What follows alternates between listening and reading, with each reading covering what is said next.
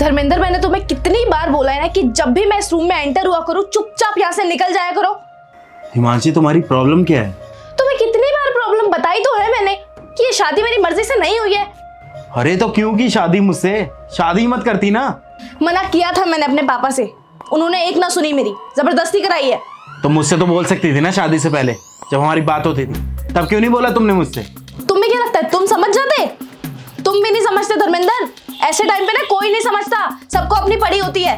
मेरी जिंदगी बर्बाद हो गई है यहाँ के तुमसे शादी करके। हिमांशी, सिर्फ तुम्हारे अकेले की लाइफ बर्बाद नहीं हुई है, लाइफ बर्बाद मेरी भी हुई है। समझ में आ गया ना?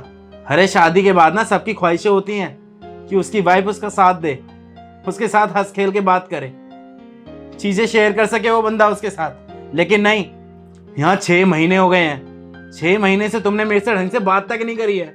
और ना ही करूंगी तुमसे बात। यार तुम मुझे सच बता क्यों नहीं देती कि बात क्या है? सच जानना है तुम्हें? सुनो फिर, तुमसे प्यार नहीं करती मैं, ना कर सकती हूँ कभी जिंदगी में, क्योंकि मैं प्यार ही किसी और से करती हूँ। सुन लिया सच? मेरे पापा ने पता नहीं तुम्हारे अंदर ऐसा क्या देखा जो जबरदस्ती मेरी शादी तुमसे करा दी। शादी तो करा दी, लेकिन मैं तुम्हारे साथ कभी खुश नहीं रह पाऊंगी, और मेरी परमिशन के बगैर तुम मुझे छुओगे भी नहीं। अगर ये बात थी तो तुम मुझे पहले ही बता देती ना कि तुम अभी भी उस लड़के से प्यार करती हो। तुमने मुझे पहले क्यों नहीं बताया ये? हाँ, बहुत प्यार करती हूँ मैं उससे आज भी। शादी तो हो गई है मेरी, लेकिन शादी के बाद मेरी बात नहीं हुई उससे। लेकिन मुझे पक्का यकीन है, जिस तरह मैं यहाँ तड़पती हूँ ना उससे मिलने के लिए, उससे बात करने के लिए, वो भी तड़प रहा होगा। ठीक है फिर जाओ। क्या? हाँ जाओ तुम। तुम्हें पता है हिमांशी, पिछले 6 महीने से मैं तुम्हारे दिल में अपने लिए जगह बनाने की कोशिश कर रहा था। मैं हर वो मुमकिन चीज़ कर रहा था जिससे मैं तुम्हारे दिल तक पहुंच सकूं, तुम्हारे दिल में अपने लिए जगह बना सकूं। लेकिन मैं नाकाम रहा यार, क्योंकि तुम मुझसे प्यार नहीं करती हो। तुम्हारे दिल में तो कोई और है, और मैं उसकी जगह नहीं ले सकता। तुम जा सकती हो, और परेशान मत होना, मैं तुम्हारे पीछे नहीं पड़ूंगा। डिवोर्स की फाइल बहुत जल्द तुम्हारे तक पहुंचा दूंगा मैं। जाओ अब तुम। थैंक यू मुझे समझने के लिए।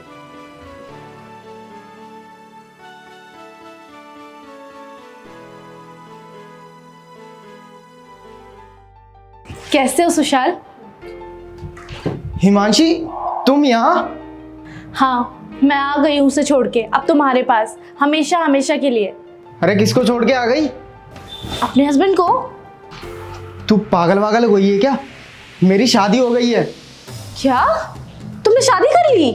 अबे तूने सब कुछ छोड़ दिया तो मैं क्या करूं? है तू क्या चाहती है? तेरी वजह से मैं भी सब कुछ छोड़ दूं?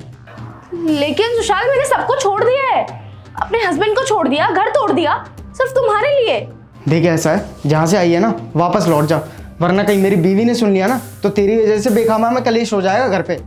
और मैं नहीं चाहता कि तेरी वजह से ना मेरा हंसता खेलता परिवार बर्बाद हो जाए। लेकिन सुशाल, मेरी बात तो सुन लो। अबे ओ, ये लेकिन वेकिन कुछ मत कर मेरे सामने। वो तो मेरी वाइफ सो रही है, वरना तू तो मेरा आज ही डिवोर्स करवा देती। अबे निकल जाए यहाँ से, अब क्यों खड़ी है? अब तू थोड़ी मोटी बुद्धि है क्या? निकल यहाँ से, अगर मेरी वाइफ आ गई ना तो कलेश हो जाएगा। निकल यहाँ से।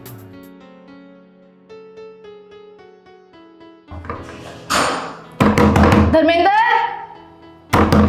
धर्मेंद्र। नमस्ते भाभी, क्या हो गया?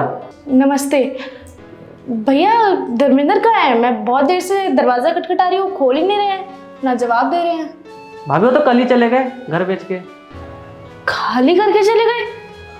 आपको पता है वो कहाँ गए हैं? नहीं भाभी, कुछ बताया तो नहीं, बस इतना बोले मैं जा रहा हूँ और चले गए।